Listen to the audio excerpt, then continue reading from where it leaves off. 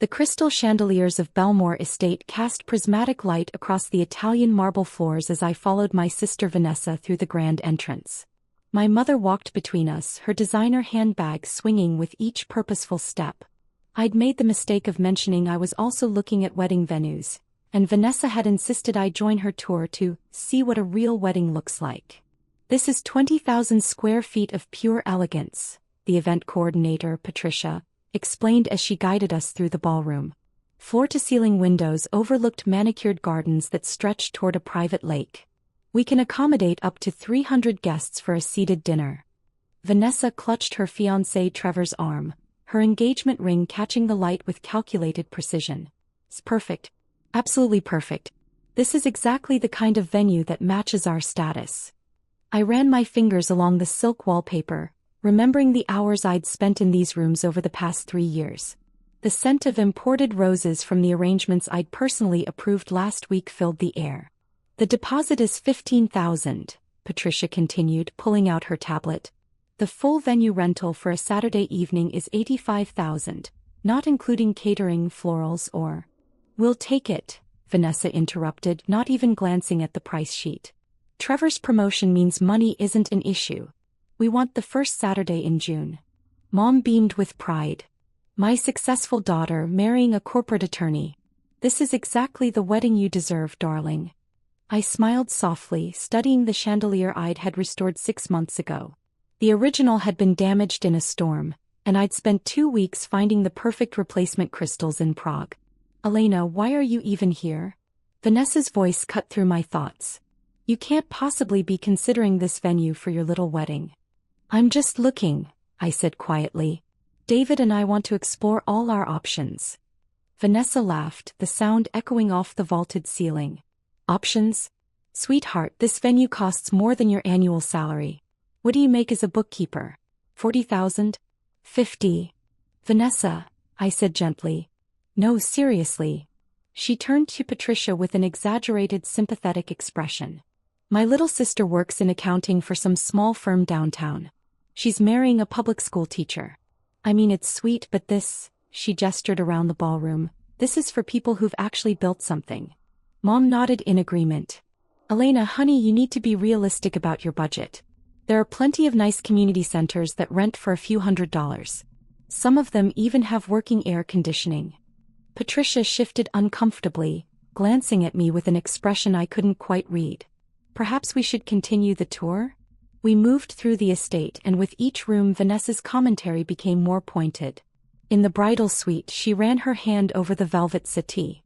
"Can you imagine getting ready in here, Elena? Oh wait, you probably can't.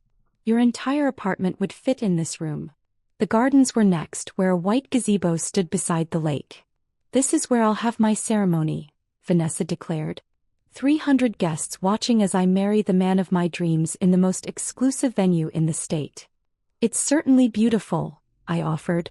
"Beautiful?" Mom scoffed. "It's magnificent. And completely out of your league, Elena. I don't know why you insisted on coming. This is Vanessa's day." "I invited her, Mom," Vanessa said with false sweetness. "I wanted Elena to see what success looks like. Maybe it'll motivate her to be more ambitious." Trevor, who'd been largely silent, finally spoke. "The venue is impressive. When Patricia mentioned the owner rarely makes public appearances, I have to wonder if the quality matches the reputation." Patricia's professional smile never wavered. "I assure you, Mr. Pearson, Ms. Williams maintains the highest standards personally. Every detail of this estate reflects her vision and dedication." I caught the slight emphasis on my surname but said nothing. We returned to the main office, a sun-drenched room with restored antique furniture and fresh peonies on the desk. Patricia pulled out the contract paperwork, her movements precise and practiced. "Now for the first Saturday in June, we do have a waiting list," Patricia began. "However, since you're prepared to place the deposit today—" "Waiting list?" Vanessa's voice sharpened. "I don't do waiting lists. Trevor, tell her." Trevor pulled out his checkbook with a flourish. "We're prepared to offer an additional $5,000 to secure the date immediately." Patricia glanced at me again, a question in her eyes that my mother and sister didn't notice. I gave the slightest shake of my head. "That won't be necessary," Patricia said smoothly. I believe we can accommodate your preferred date. Let me just verify the calendar. While Patricia stepped away, Vanessa turned to me with a triumphant smile. See? This is what happens when you have real money and connections. You get what you want. I'm happy for you, I said sincerely. Are you though? Vanessa leaned closer. You've always been jealous of me, Elena. The pretty sister, the successful sister. Now I'm getting married in the most exclusive venue in the state while you'll be lucky to book a holiday in conference room. Mom patted Vanessa's hand. Now darling, be kind. Elena's doing the best she can with her limited resources. Not everyone can be exceptional. Something vibrated in my purse. I pulled out my phone to see a text from Patricia's personal cell. Do you want me to decline the booking? I quickly typed back. No. Process it normally. Say nothing. Patricia returned with a warm smile. Good news. The first Saturday in June is available. Let's go over the contract details. For the next 30 minutes, Vanessa negotiated every aspect of the venue rental with the confidence of someone who'd never been told no. She demanded premium linens, exclusive use of the grounds, access to the wine cellar, and a personal assistant for the week of the wedding. Our standard package includes, Patricia began. I don't want standard, Vanessa interrupted. I want the owner's package. Whatever Ms. Williams reserves for her most important clients. I almost laughed but turned it into a cough. I'll need to check on that, Patricia said diplomatically. Check with whom? The mysterious owner. Vanessa rolled her eyes. Honestly, it's a bit pretentious to never show your face to clients. What kind of businesswoman hides behind her staff? I studied my cuticles, counting silently in my head. Ms. Williams is very hands-on, Patricia said, her voice cooling slightly. She personally approves every event and often attends them incognito to ensure quality. Incognito, Mom repeated with a snort. How dramatic. In my day, business owners had the backbone to show their faces. Perhaps she's not that impressive, Vanessa suggested. Probably inherited the place and lets the real professionals run it. I bet she's some frumpy middle-aged woman who wouldn't know elegance if it hit her. I felt my phone buzz again. Another text from Patricia. I'm 5 seconds from telling her everything. I replied, wait. Trevor signed the contract with unnecessary flourish while Vanessa continued her monologue about their wedding vision. I want everything to scream sophistication. No tacky decorations, no budget flowers. Everything imported, everything exclusive. We'll do our best to meet your expectations, Patricia said, her professionalism admirable. Not your best, Vanessa corrected. Your absolute finest. Trevor is paying premium prices and I expect premium service. If your owner has a problem with that, she can tell me herself. Assuming she's capable of communication, Mom added with a laugh. I stood quietly, preparing to leave. I should get going. David's expecting me for dinner. Oh right, David, Vanessa said dismissively. The teacher. What does he make? 40,000 a year. And you're what, 50? That's 90,000 combined. Cute. Trevor makes 300,000 and I pull in 150 with bonuses. We're practically a different species financially. Different species, I repeated softly. That's one way to put it. Don't take it personally, sweetie, Mom said, touching my arm with false sympathy. You chose a simpler life. There's no shame in being ordinary. Vanessa leaned back in her chair, surveying the office like a queen on her throne. You know what, Elena? Since I'm feeling generous, I'll give you some advice. Don't try to compete with this. Find a nice little barn venue or a restaurant backroom. Have a small wedding with 50 guests, serve chicken instead of filet mignon, and accept your limitations. You'll be much happier when you stop trying to reach above your station. Above my station, I echoed. Exactly. Vanessa nodded enthusiastically. Know your place in life. I'm the successful daughter who made something of herself. You're the mediocre one who did the bare minimum. That's just how it is. Mom squeezed Vanessa's shoulder proudly. My brilliant girl. You've always been so clear-eyed about reality. I picked up my purse, catching Patricia's eye one final time. She looked like she was ready to explode, but I smiled peacefully and headed toward the door. Elena, Vanessa called out, her voice dripping with mock concern. Please don't embarrass yourself by trying to book anything here. Patricia, if my sister calls about pricing, just tell her it's out of her range. Save everyone the awkwardness. Patricia's jaw tightened. I'll handle any inquiries appropriately. You can't even afford the consultation fee, Vanessa continued, laughing. What is it, $500 just to get pricing? That's probably your grocery budget for a month. I paused at the door, my hand on the ornate handle I'd selected from a catalog of Italian imports. You're right, Vanessa. I couldn't possibly afford this place. Finally, some self-awareness. Mom clapped her hands together. That's my realistic daughter. Now go find something suitable for your actual life. I stepped into the hallway, pulling out my phone as I walked toward the parking lot. The afternoon sun warmed my face as I scrolled through my contacts, stopping at Patricia work cell. Before I could dial, my phone rang. Patricia's name flashed on the screen. Ms. Williams. Patricia's voice was tight with barely controlled anger. I'm in the restroom. I had to leave before I said something unprofessional. Are you absolutely certain you want to proceed with this booking? Process everything normally, I confirmed, leaning against my car. Standard contract, standard terms. But your own sister Patricia's voice cracked. I've worked for you for 3 years and I've never wanted to violate client confidentiality more than right now. I know. She called you mediocre. Your mother said you were ordinary. And they're booking your venue while insulting you to your face. I noticed. Patricia took a deep breath. What do you want me to do? I watched a pair of doves land near the fountain I'd commissioned from a sculptor in Florence. Give them everything they asked for. Premium package, personal assistant, exclusive ground access. Make it perfect. You're going to let them have their wedding at your estate after they treated you like that? I'm going to let them book it, I corrected. What happens after that depends entirely on them. Silence on the other end. Then Patricia's voice came back with a note of understanding. You're planning something. I'm not planning anything. I'm simply going to continue being myself. I unlocked my car. Process the booking, Patricia. And thank you for your professionalism today. I know it wasn't easy. It was the hardest thing I've ever done, she admitted. But Ms. Williams, Elena, they're going to find out eventually. Yes, I agreed. They are. I ended the call and drove home to the brownstone I'd purchased 5 years ago, before Belmore Estate, before any of my family knew the extent of my business ventures. David was in the kitchen making his famous lasagna, and the smell of garlic and basil filled our home. How was the venue tour? He asked, kissing my cheek. Illuminating, I said, wrapping my arms around his waist. Vanessa booked Belmore for June. David turned, his eyes widening. Your Belmore? She booked your venue. She doesn't know it's mine. Elena.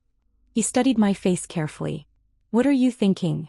I'm thinking, I said slowly, that I'll give her exactly what she asked for. The finest venue, the premium package, the owner's personal attention. And then we'll see what happens when someone realizes they've been standing on the neck of the person who controls everything they want. David knew me well enough not to push further. We ate dinner, discussed his students, talked about our own wedding plans. Simple and intimate, just 40 people at the estate's private garden cottage that I'd never shown my family. 2 weeks later, Vanessa called me at work.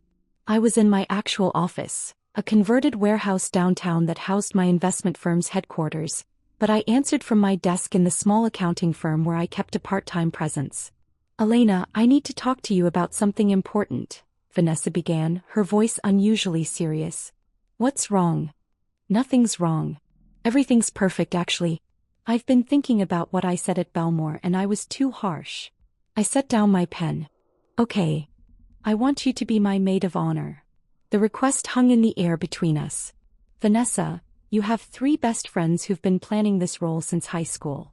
I know, but you're my sister. And I've been reflecting on our relationship. I think I've been competitive with you for no reason. That's a significant realization. I want to make amends. Say yes to being my maid of honor and I'll help you plan your wedding. I have connections now, Elena. I can get you discounts at vendors, help you find an affordable venue. It's the least I can do. I leaned back in my chair, studying the financial reports spread across my desk. Reports from the 12 businesses I owned, including Belmore Estate. That's very generous. So you'll do it? Can I think about it? Vanessa's voice tightened. Why would you need to think about it? I'm offering you a role of honor in my wedding and help with yours.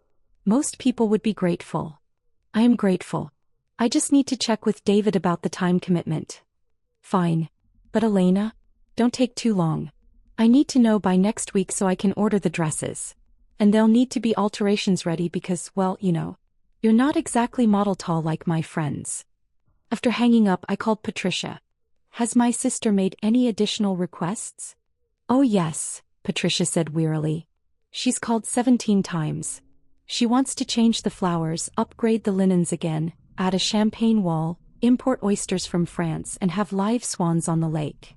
Give her whatever she wants. The swans will cost $8,000 just for rental and handlers. I'm aware. Approve it. She also asked about meeting the owner. She wants to pitch some kind of partnership where she becomes the venue's official wedding planner for her social circle. I laughed despite myself. What did you tell her? That Ms. Williams would consider the proposal and respond in due time. Perfect. String her along. Over the next month, Vanessa called me weekly with wedding updates and increasingly patronizing advice about my own planning. I found this little community center that's only $800, she'd say. It's a bit dated, but you could make it work with the right decorations. Or, David's salary is so modest. Have you thought about asking guests to contribute to a honeymoon fund instead of giving gifts? It's less tacky than you'd think. My favorite was, I'm learning so much about event planning through my Belmore experience. Maybe I could turn this into a side business. The owner still hasn't responded to my proposal, but I'm sure she will once she sees the caliber of clients I could bring. I attended every dress fitting, every cake tasting, every venue walkthrough. I watched Vanessa treat vendors with casual dismissiveness, saw her make Patricia's staff run in circles for every minor whim, observed her throw small tantrums when things weren't immediately perfect. Mom joined us for most events, and her commentary became a background hum of casual cruelty. Elena, you're not seriously wearing that to the tasting, are you? And maybe don't sample too much cake, honey, you've put on weight. And it's so nice that David doesn't mind that you're the less attractive sister. 3 months before the wedding, Vanessa called with breathless excitement. Elena, the most amazing thing happened. Patricia called to say Ms. Williams, the actual owner, wants to meet with me. Really? I put my meeting notes aside. Yes. Apparently she's impressed with how I've handled the planning and wants to discuss my proposal personally. This could be huge for me. Can you imagine? Wedding planner to the elite, operating out of the most prestigious venue in the state. When's the meeting? Next Tuesday at 2. Will you come with me? I want you to see your big sister closing a major business deal. It might inspire you to think bigger. I checked my calendar, which showed a board meeting for one of my tech investments. I'll make it work. Tuesday arrived with perfect spring weather. I dressed in my usual understated style. Tailored pants, simple blouse, minimal jewelry. Vanessa wore a designer suit and enough perfume to announce her presence from the parking lot. Patricia met us in the lobby, her expression carefully neutral. Ms. Williams is ready for you in the executive office. The executive office, Vanessa whispered to me as we walked. See? She knows quality when she sees it. We climbed the curved staircase to the second floor, an area of the estate I'd converted to administrative offices. My personal office occupied the corner with views of both the gardens and the lake. Patricia opened the door and gestured us inside. Please have a seat. The office was exactly as I'd left it that morning. My diplomas on the wall from Columbia Business School, photos from the properties I'd renovated, awards from the city's business association. My desk held neat stacks of documents, a laptop and the fountain pen my father had given me before he died. Vanessa settled into one of the leather chairs facing the desk. This is nice. A bit masculine for a woman's office, but nice. I moved to the window, looking out at the gardens where David and I would be married in 6 weeks. I wonder what she's like, Vanessa continued. Patricia's been so secretive. I hope she's reasonable about my proposal. I'm offering her a fantastic opportunity. The door opened and Patricia stepped inside. Thank you for waiting. Ms. Williams apologizes for the slight delay. Vanessa waved dismissively. That's fine. I understand busy schedules. Patricia walked to the desk, picked up a file folder and turned to face us. Actually, Ms. Williams has been here the entire time. She looked directly at me. Would you like to sit down? I smiled at Patricia and moved behind the desk, settling into my chair. Thank you, Patricia. I think we're ready to begin. The silence that followed was exquisite. Vanessa stared at me, then at Patricia, then back at me. What is this? Some kind of joke? No joke, I said calmly, opening the folder. Patricia said you wanted to meet with the owner of Belmore Estate. I'm Elena Williams. I own this venue. That's not funny, Elena. Vanessa looked at Patricia for confirmation that this was a prank. Patricia remained impassive. Ms. Williams purchased this property 4 years ago. She personally oversees all operations, manages 12 other businesses, and has a net worth of approximately $40 million.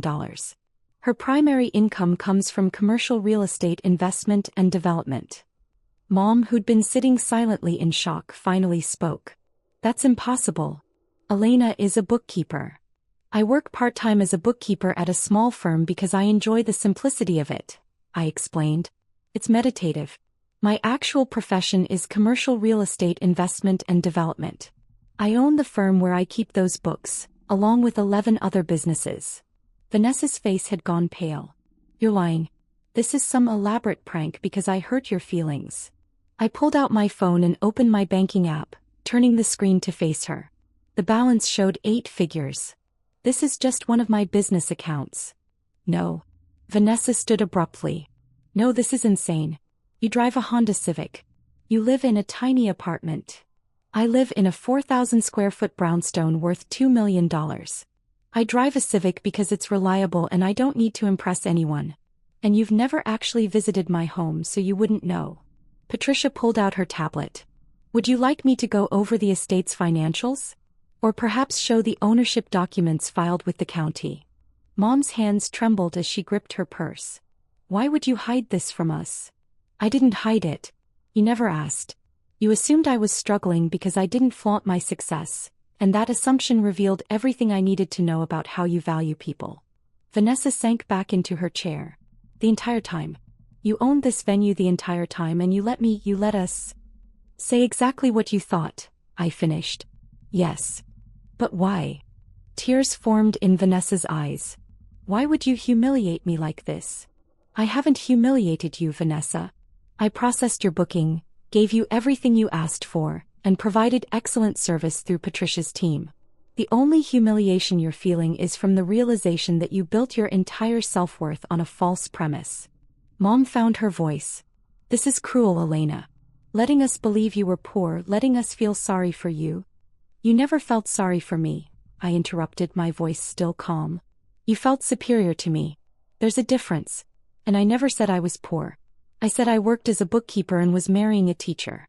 Both true statements. You added your own interpretations. Patricia cleared her throat.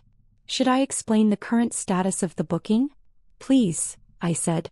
Ms. Vanessa Williams has a confirmed reservation for the first Saturday in June, with a contract for the premium owner's package. The deposit is non-refundable and the balance is due 30 days before the event. As of today, the full balance of $147,000 is outstanding. Vanessa's eyes widened. $147,000? You requested numerous upgrades, Patricia continued, reading from her tablet. French imported oysters, live swans, premium imported linens, exclusive ground access, the owner's wine cellar, a personal assistant for the week of the event, upgraded lighting packages, and a custom floral installation requiring flowers from 4 different countries. It's all itemized in your contract. I can't afford that, Vanessa whispered. Trevor and I combined have saved $80,000 for the wedding. That's everything we have. I pulled out the contract sheet signed. You represented that cost was no issue, that you wanted everything that screamed sophistication. Mom leaned forward. Elena, you can give her a discount. She's your sister. Can I? I looked at Patricia. What's our policy on discounts?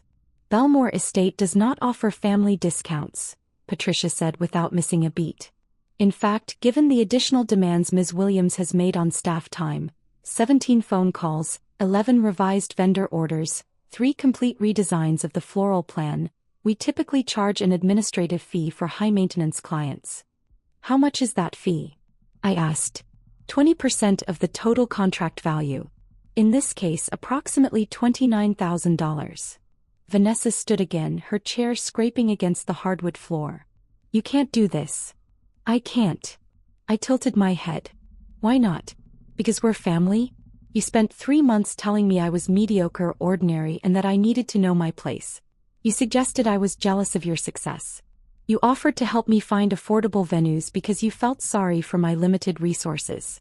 Now you're asking me for special treatment based on a relationship you've spent years diminishing. I didn't mean any of that, Vanessa said desperately.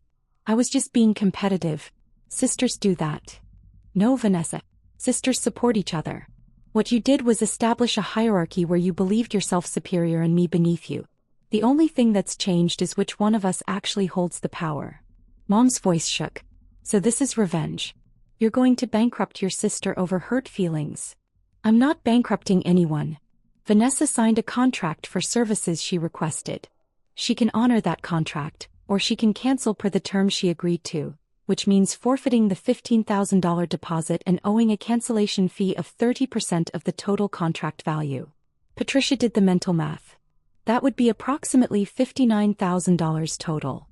Vanessa collapsed back into the chair, her carefully constructed composure crumbling. I don't have that kind of money. Even if Trevor and I use our entire wedding savings, we'd still be short. Then I suppose you need to make a choice, I said simply. Honor your contract and have your dream wedding at a venue you can't actually afford, or cancel and lose a substantial portion of your savings. Either way, the decision is yours. What do you want from me? Vanessa's mascara was running now. An apology? I'm sorry, okay? I'm sorry I said those things. I don't want anything from you. I closed the folder. I wanted you to understand what it feels like to be on the other side of dismissive superiority. To realize that the person you considered beneath you actually controlled everything you wanted. That's not revenge, Vanessa. That's education. Mom stood, trying to muster her authoritative parenting voice. Elena Williams, I am your mother, and I am telling you to void this contract immediately. You're my mother, I agreed. A mother who has spent years making it clear that you value Vanessa more than me because she fit your definition of success. Do you remember my college graduation from Columbia? Mom's face flickered with uncertainty. You didn't come, I continued. Vanessa had a work event, a happy hour with her marketing team, and you said that was more important than my graduation. When I bought my first property at 26, I invited you to the ribbon cutting. You said you had a hair appointment. I didn't realize that it mattered, or that I was successful. Because those are two very different things, Mom. Patricia's phone buzzed. He glanced at it, then at me. The Hendersons are here for their 3 o'clock consultation. Thank you, Patricia. We're just finishing up. I stood, smoothing my blouse. Vanessa, you have until the end of business today to make a decision about your contract. Either commit to the full payment plan or file for cancellation. Patricia will handle either choice professionally. Vanessa wiped her eyes, smearing her mascara further. And what about you? Are you going to tell everyone? Make sure all my friends know that my little sister is actually some real estate mogul who humiliated me? I'm not going to tell anyone anything. Your choices are your own business. But Vanessa. I waited until she looked at me. The next time you assume someone is beneath you because they don't flaunt their success, remember this moment. Mom gathered her purse with shaking hands. I can't believe you'd treat your family this way. The way you treated me? I asked quietly. With dismissiveness and condescension? Or the way you thought I deserved to be treated? With patience and professional courtesy? Neither of them had an answer. Patricia escorted them out and I heard Vanessa crying as they descended the stairs. I returned to the window, watching them exit through the main entrance. They stood by Vanessa's car for several minutes, arguing based on their gestures, before driving away separately. My phone rang 20 minutes later. David's name appeared on the screen. Your sister called me, he said without preamble. She's hysterical. She wants me to convince you to give her a discount. What did you tell her? I told her that you were the most generous person I knew, but that generosity should never be mistaken for weakness. He paused. She also called me a struggling teacher, who married above his station. Even while asking for help, she couldn't resist being condescending. I smiled despite myself. Did you tell her about your family trust? No. Let her think what she wants. I get why you work as a bookkeeper now. There's something peaceful about being underestimated. There is, I agreed. At 4:30, Patricia called. She canceled. Paid the cancellation fee with a bank loan from what I can tell. Trevor looked devastated. And the partnership proposal? Withdrawn. She asked me to forward a written apology to you. Did you read it? I may have glanced at it, Patricia admitted. It was very sorry you were offended rather than sorry I was cruel. That sounds about right. Patricia hesitated.